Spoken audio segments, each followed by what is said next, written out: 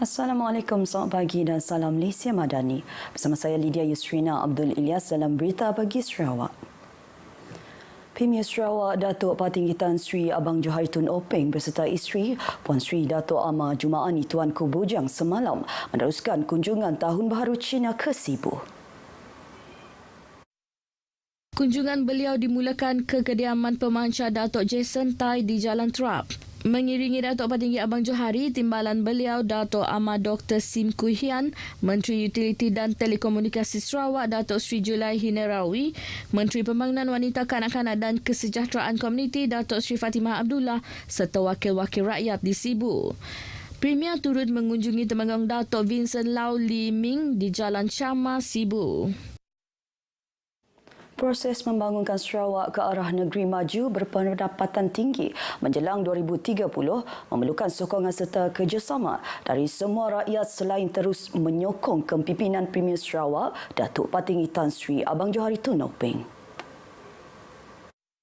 Timbalan Premier Datuk Amar Dr. Sim Kui Hian berkata Sarawak kini memasuki fasa pembangunan dengan menggunakan peluang melalui Perjanjian Malaysia MA63 seperti autonomi pendidikan dan kesihatan yang menjadi asas penting kepada pembangunan negeri ini. Ia seperti mana digariskan Strategi Pembangunan Pasca COVID-19 PCDS 2030.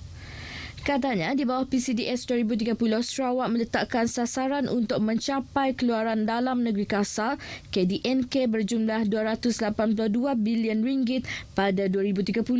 Sasaran itu akan memastikan Sarawak muncul sebagai negeri berpendapatan tinggi dengan pendapatan isi rumah juga tinggi.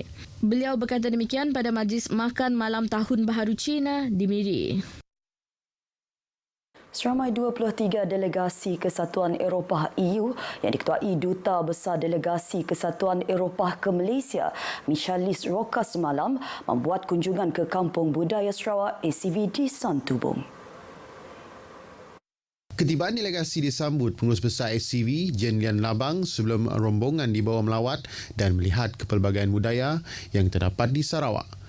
Kunjungan itu merupakan salah satu pengisian lawatan rasmi 5 hari delegasi berkenaan ke Sarawak.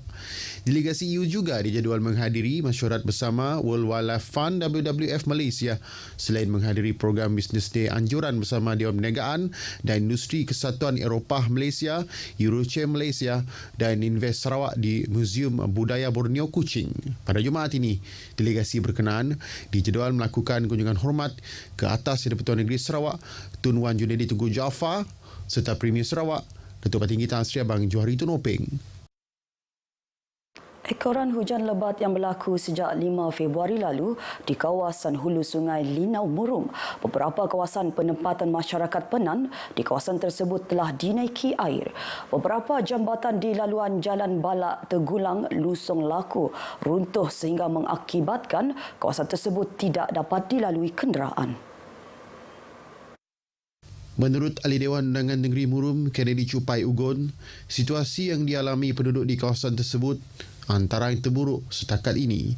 Paras air pada 6 Februari di Long Lidem, Long Tanyit, Long Abid dan Long Kajang menghampiri paras bumbung rumah. Pada kali ini saya lihat sangat dahsyat di mana mengenalami sampai bumbung kampung tersebut. Selama ini hanya sampai bawah saja. Beliau ditemui pemberita RTM di Sungai Asap, Belaga. Katanya Jawatan Kuasa Pengurusan Bencana Bahagian Kapit dan Daerah Belaga menerusi agensi bertanggungjawab telah melakukan tinjauan awal serta menghantar bantuan bekalan makanan kepada penduduk terjejas menggunakan khidmat unit udara bomba pada Sabtu lepas. Oleh itu, Cupai berharap kerajaan dapat menyalurkan dana khas untuk membaiki segera infrastruktur yang rosak khas jalan menghubungkan perempatan Lusong Laku.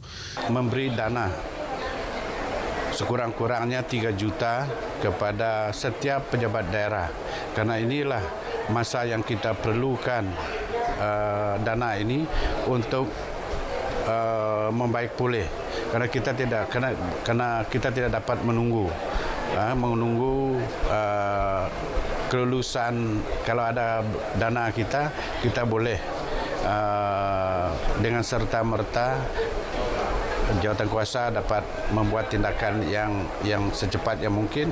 Sehingga ke hari ini, laluan ke Lusong Laku masih terputus dan masih terdapat kaki tangan dan guru-guru SK Lusong Laku yang berada di sekolah dan tidak dapat keluar ke Bintulu. Segala persiapan untuk Sukan Malaysia SUKMA yang akan berlangsung pada Ogos tahun ini berjalan lancar dan Sarawak sebagai tuan rumah mendapat sokongan penuh daripada Kementerian Belia dan Sukan. Ahli Lembaga Pengurusan Majlis Sukan Negara LPMKN, Alan Ling berkata pihaknya memberi sokongan dari segi teknikal kepada Kerajaan Negeri Sarawak manakala urusan penganjuran dan pengelolaannya pula adalah peranan Kerajaan Negeri. Saya difahamkan semua persiapan telah menjalankan dengan lancar dan juga pihak Sarawak mendapat sokongan penuh daripada Kementerian Belia dan Sukan. Dan ini akan memastikan SUKMA kali ini saya rasa adalah SUKMA yang paling berjaya dan paling sempurna. Dalam pada itu, beliau menyeru masyarakat memberi sokongan padu kepada temasya sukan tersebut dengan melibatkan diri sebagai sukarelawan SUKMA. Beliau berkata demikian pada Majlis Penghargaan Persatuan Bola Tanpa Miri dan meraikan Tahun Baharu Cina di Miri. Persiapan bagi venue pertandingan taekwondo pada Tamasya Sukan Malaysia SUKMA yang bakal berlangsung pada Ogos depan berjalan lancar. Presiden Taekwondo Malaysia WTF Azizul Anwar Adenan berkata persediaan rapi kini dibuat bagi memastikan kesesaan para atlet dan kontijen setiap sepanjang pertandingan tersebut kelak. Beliau yang juga Presiden Persatuan Taekwondo Sarawak turut menyahut cabaran untuk memastikan Sarawak sebagai tuan rumah akan menyediakan fasiliti dan pengalaman yang terbaik. We have to make sure that everything is under control, everything is ready, and we hope that it will be an unforgettable SUKMA, not just for Sarawak but also for all the other states that are participating. Azizul turut memaklumkan senarai akhir nama atlet setiap negeri bagi acara itu akan dimuktamadkan Mirpan. Mengenai sasaran pingat skuad Taekwondo Sarawak, Azizul menaruh keyakinan misi memburu 5 pingat emas dapat diraih, malah dijangka akan memberi kejutan sumbangan pingat kepada Sarawak. Azizul berkata demikian kepada RTM di Teluk Melano dekat Lundu. Beberapa pengisian dilaksanakan oleh RTM Miri bagi meraikan sambutan Hari Radio Sedunia. Menurut penyelaras sambutan Hari Radio Sedunia RTM Miri, Leonard Nandong melepong antaranya program Riuh Miri FM dan 5 suara 5 bahasa mini showcase Miri FM yang menampilkan persembahan nyanyian daripada warga kerja RTM Miri. Biarpun dunia semakin maju dan canggih, namun perkhidmatan radio tetap diperlukan dan kekal relevan dalam menyampaikan maklumat khasnya kepada pendengar di kawasan luar bandar. Miri FM ada perkongsian bermula 9 pagi, itu gabungan 2 konti, iaitu konti Kayan Kenyah dan juga konti yang biasa kita gunakan, dan 5 bahasa dan 5 suara digabungkan selama 3 jam. Dan juga pengisiannya mini showcase Mira FM sempena sambutan Hari Radio Sedunia. Beliau juga berkongsi pengalaman selama 13 tahun sebagai penyampai radio di RTM Miri.